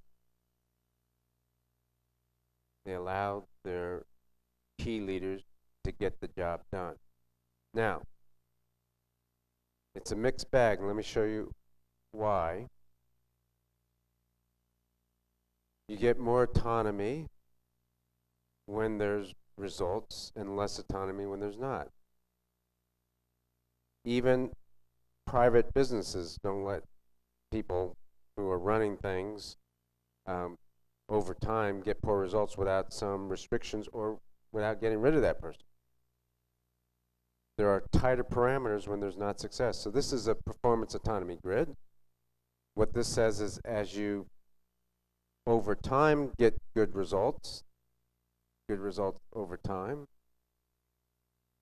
and as your data is stronger, up in the right-hand corner, you reward this group and you replicate it. But if the results are poor, and over time they're poor, then you close down or reconstitute. So you can think of autonomy as more autonomous up in the right-hand corner, less autonomy down in the left-hand corner. A little bit more complicated than that, because in every organization there is some creative tension between the two levels that are both accountable and have some responsibility for decision making. So for example, executive directors have some responsibility for decision making. They want to make sure that there's good results in the feeder pattern. They have some accountability, some responsibility for that. Schools obviously do also. So there's going to be some creative tension there, and that's okay. The same thing goes for a school system and maintenance and operations. Maintenance and operations, they have some accountability, some responsibility to make sure the building is clean and maintained. School principals want to make sure the building is clean and maintained. So there's going to be some tension every once in a while between two organizations that have the same end result and are accountable for the same result. Who should be more accountable? That's another question. So let's talk about defined autonomy in that sense. In some, there's been plenty of studies on defined autonomy, and probably the best one is done by McCrell and Marzano, or Waters and Marzano. They both work for McCrell. School District Leadership Network. They did a study, this is a while ago now in 2006, but some schools with autonomy had good student achievement, and then some schools with autonomy had negative results. Indeed, the average correlation between site-based management and student achievement was 0. What does that mean? Well, it means it depends. It depends on a couple things. One is the leader, and two, this notion of this creative tension. So defined autonomy, in their definition, is that you set clear, non-negotiable goals for learning and instruction, yet provide school leadership teams with the responsibility and authority for determining how to meet those goals. So in this study, what a good organization should do is set clear parameters, clear goals, and some non-negotiables, and then allow the leadership to work within those. That's an effective organization. Now, some people want to say, who don't understand defined autonomy, would say, well, you're just dictating. Well, yes, dictating parameters. And the fact that there are non-negotiables doesn't mean that it's a my way or highway type system. Good organizations have some non-negotiable. So you notice that in Dallas ISD, under the leadership team that I'm running, there will be some non-negotiables and some parameters. And over time, those organizations, those schools that perform and get results and do well will get greater and greater autonomy, wider and wider parameters. It's not a free-for-all. Defined autonomy has two words, autonomy and defined. It means that there are parameters that you have to live within. And that's what effective organizations do. They don't have a free-for-all. So the same thing goes with the schools. We need school leaders to take initiative and to have autonomy. The fact that there are parameters does not mean that it is a lockdown. It means you have great freedom within those parameters to do what you think you need to do. Okay? That's what defined autonomy means, and that's what one of the principles that we use in this, will be using, have used and will use in this district. The greater the performance, the more autonomy. There's already pretty wide leeway, and you'll see, we'll get to some examples of leeway in how you do your work. I think I told you a year ago, we're rarely, doesn't mean never, rarely going to dictate a resource. I'm not a resource kind of guy, meaning if you want to teach 7th grade language arts just using newspapers, I say go for it. Do what you have to do. Get results. That's the goal and the objective. So if you want to get results and you want to use newspapers, then you get results. But if you use newspapers and your language arts scores go down by 20, 30 percentage point, guess what? We're going to take some of that autonomy away from you, or we're going to relieve you, but we're going to take some of that autonomy away from you, and and start defining some of the range of resources you can use. You see how that plays? You got to get results if you want more autonomy. I used to tell my teachers in my school, if you want to stand on your head in the corner all period and your scores go up, then stand on your head in the corner, Now, that's an exaggeration, of course, but it's important, and that you have to do in order to get results. Now, some of the things that mitigates the tension between central office and the schools, just like between principals and teachers, are the following. Got to have a certain amount of trust. Trust that the goal is the same. Just like with your teachers, central office to principals, EDs to principals, the goal is the same. And when we start thinking that the goal is not the same, that's when we have mistrust.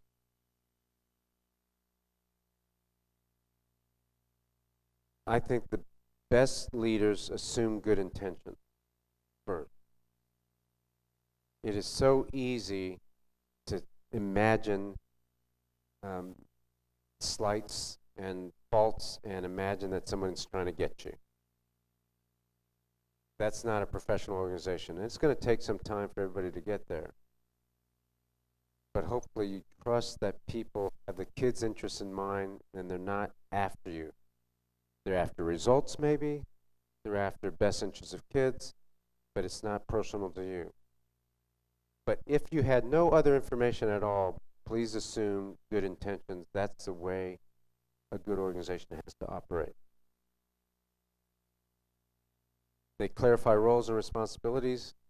Those parameters need to be defined. It's not just loose, I'll do this and you do that. Those parameters have to be defined. So clarifying roles and responsibility helps mitigate tension. I'm going to talk about decision making here shortly. And you, leaders, have to have some flexibility and ability to deal with ambiguity.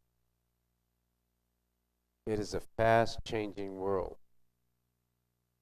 It is a fast-changing profession. It is a real-time job. Information gets disseminated, and then some counter-information comes from another place. I hate to use military examples, but I'm going to use one every once in a while. You know, it is like a huge battlefield with things happening all over. And the person on this part of the field only has one part of the information. They see what's in front of them, they may hear some things on the radio, but they're not looking at the entire field, the entire space. They're doing their job right here. The district's the same way. It's a big district. There are lots of different interests. There are lots of different things happening. You may be focused on your school, but there are other things going on, and you may not get all the information. And so when you're in that position, you have to assume good intentions and assume that the mission, there's a larger mission, and we're all in the same goal. But you won't ever have all the data points that your leaders have unless you're sitting in the same room with them. You won't always have the same interests that have to be connected. So you have to be flexible and deal with the ambiguity. Focus on your school and your results, true, but be willing to be flexible and be willing to deal with ambiguity. That's what will keep your sanity, number one, but it will also mitigate some of the tension between two different levels of the organization that have accountability for the same result. And then work systemically, which we'll talk about again at some other time. So at the same time, you have to have site-based decisions and central office directives. We're going to have site-based decisions at the same time we're having central office directive. That's not mutually exclusive. There are parameters, even though the decisions are site-based. Broad parameters and strict guidelines. These are the things that have to work in conjunction with each other. Some strict guidelines and then broad parameters.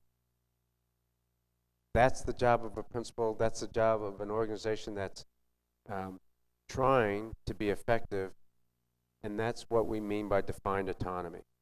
Those two words are not mutually exclusive. They work hand in hand. It's problematic, it's complex, but it is the way to move forward.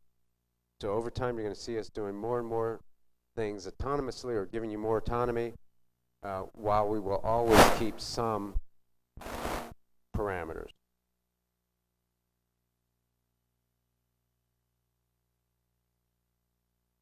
The other things that impact defined autonomy are the urgency of the situation.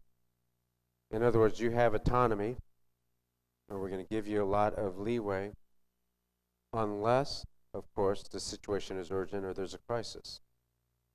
And in those cases, you might get a directive from central office. That makes sense, right? Part of it depends on the experience level of the staff. These are the same considerations when we get to decision making. You'll see these will be redundant. In other words, if there's not poor leadership, but inexperienced leadership, or the staff is very inexperienced, your ED may give you stronger, narrower parameters than broader parameters. That, I hope, makes sense. If things are working, that's what this means, sophistication of the processes, maturity of the processes. If things are working, you get broad parameters. If the school has not been working over many, many years, you get narrow parameters. Hopefully that makes sense to people. And then those parameters loosen up as the school gets stronger or the team becomes more experienced. A couple others. Still have to think about effective use of resources and economies of scale. I threw in mobility of students also because sometimes we have some things that we dictate across the system because of our mobile population. And it just makes sense for kids that some things are standardized across the board. So just a couple examples to make the point. Hiring teachers. What should the parameters be? Should this be totally up to the school? Well, I think most people here would say yes, I'm the principal, I want to hire my teachers, that's good. But you probably don't want to run the career fairs. You probably don't want to do all the screening of the teachers. You probably want to pick from a pool of teachers. You probably don't want to have some dictate from me that says you can't go on vacation until every single one of your positions are hired for.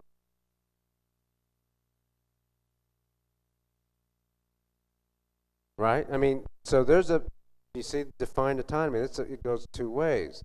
It can't be totally autonomous and just, I guess it can be like a charter school maybe, where we just say, hire who you want, figure out how to hire them, and here's the budget to do some hiring, and when August comes, you'll either have your staff or you won't.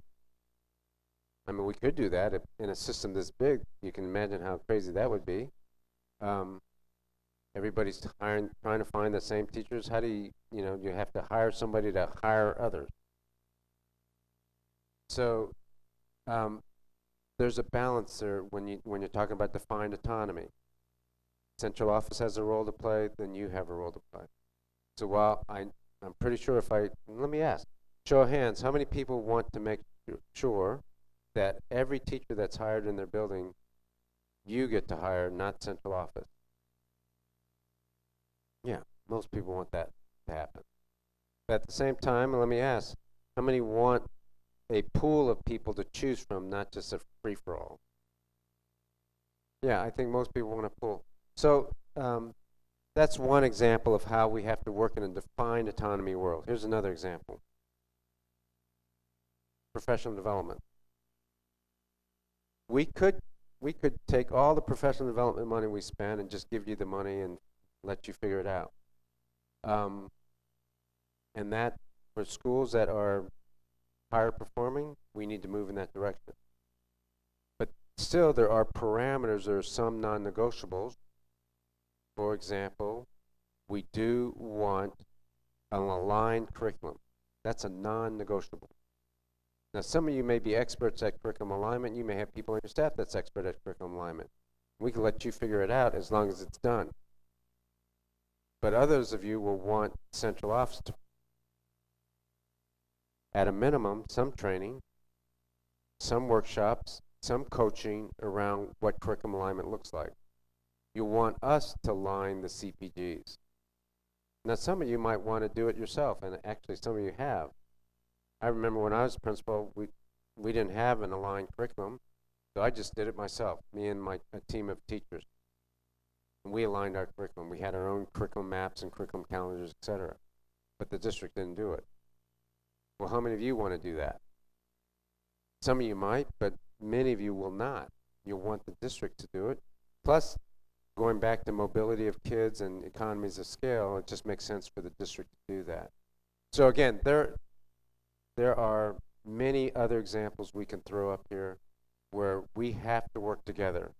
Central office has some role to play, your EDs have a role to play, and still you have a role to play, even if we're going to make you autonomous. Define autonomy. Okay? All right. Turn to your partner, talk about the degree of autonomy you have and the degree of autonomy you wish you had.